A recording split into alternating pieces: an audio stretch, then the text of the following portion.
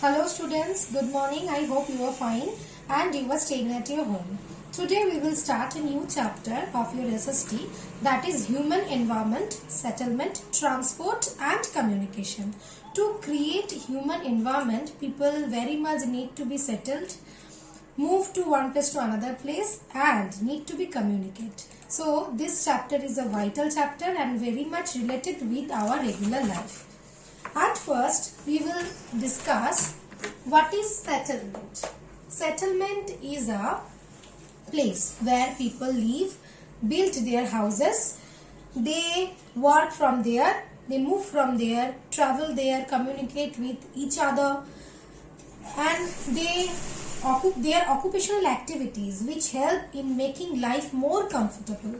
This is called settlement. Settlements are various type. Obviously settlements are influenced by the climate, weather, vegetation, availability of water, obviously relief of the place, fertility of the land depends and influence the settlement. At first we know the earlier settlement start beside the river banks. Can you tell me why? Because river bank, beside the river there is a great source of availability of fresh water, navigation, and also river bank is very much fertile, right? That's why people stay there to improve their agricultural needs.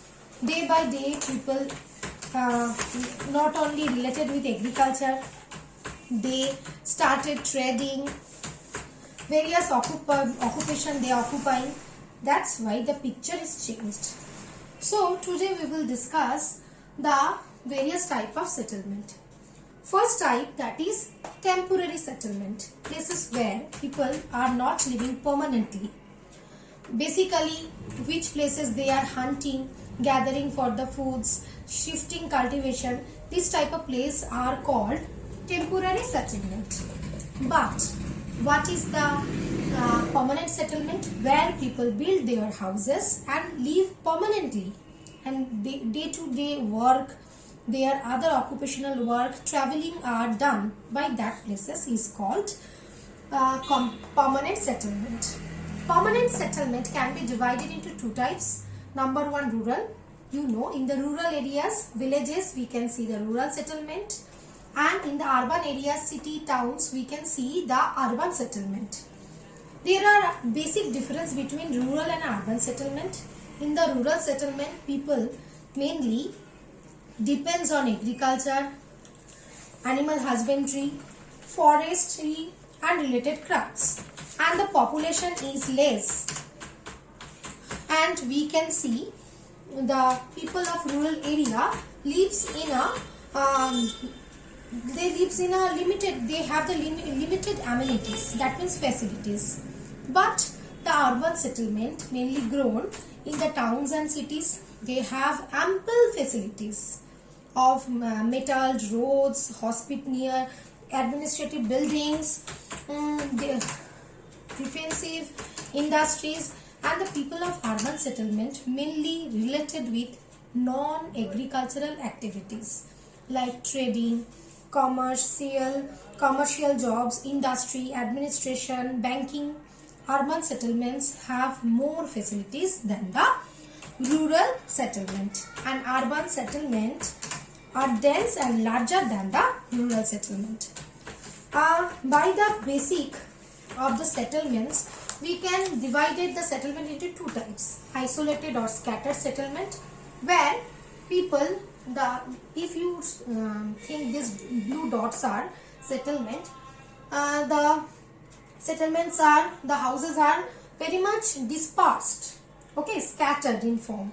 In the hilly region, remote places, in the forest region, we can see the isolated or scattered form of settlement. But in the compact and nucleated settlement, which type of settlement? Where the accessibility of the roads, other communication is very much available, and the water availability, the plain land, fertile land where people are living in a large number. So this type, the blue dots are the settlement. So this type of settlement is called compact or nucleated settlement. we will discuss about the transport. We know from the starting of the human civilization, people try to move from one place to one place to satisfy their basic needs. We have to be moved. This is called transportation. At first, people use the animals. They are moving one place to another place by foot, right? By their own feet. They use the animals, but after the invention of wheel, the transportation system is also improved. Nowadays, we can see there are various type of means of transport, mainly four ways: roadways, railways, waterways and airways. Roadways are the most universal type of transportation, commonly used of transportation. People moving one place to another place, basically one city to another city, connected by the roadways. The ideal for the individual needs. Okay, most developed countries have the good network of roadways. In our country, northern plains are well connected by the roadways than the southern India, because southern India is a hilly region. So construction of road is quite not easy like the northern India. In the earlier period, the Grand Trunk Road is the one of the most important road. Nowadays, there are national highways which are connecting the important cities. Rather than these district highways, then state highways, these are connecting the important cities. Now we will discuss about the railways. You know, railway is the most important form of our country's transportation. Not only our countries, every country's development depends on the connectivity and the transportation. Railway is the one of the most fastest and cheapest form of transportation. At first we are using the steam engines, but nowadays we are using the electrical engines. Construction of railway depends on the relief features, climate, condition, density of population, etc. Bulky goods, raw materials, we have to be transferred from one place to another place. We can use naturally the railways. Indian Railways is the one of the longest railway line in one of the most dense railway system in network system in Asia. Now we will discuss the waterways. It is the most earlier form of transportation and it is the cheapest means for transporting merchandise and bulky goods from one country to the another country. Waterways can be divided into inland waterways. As inland waterways, we are using the navigable rivers, lakes, these are used, and the sea and ocean routes. Sea and ocean routes mainly connect the important ports of the different countries. The Great Lakes between United States and Canada is an example of inland waterways.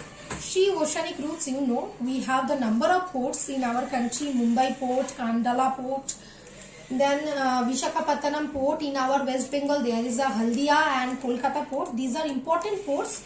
By these waterways we are mainly sending and receiving our raw materials. Okay. Now we will discuss about the airways. Airways is the most fastest form of transportation, but it is very expensive, obviously. Which are the remote places which are never connected by the railways or roadways, and waterways, obviously these places are connected by the airways. But airways also adversely affected by the rough weather like storms and fogs. Air services are two kinds: domestic airways, which are fly only inside the countries, and another one is international airways. These airways are connecting the important cities of other countries also. So in our India there are 80 domestic airports and 12 international airports like the Netaji Subhash Chandra Bose Airport, Chhatrapati Shivaji Airport. These are the important international airports.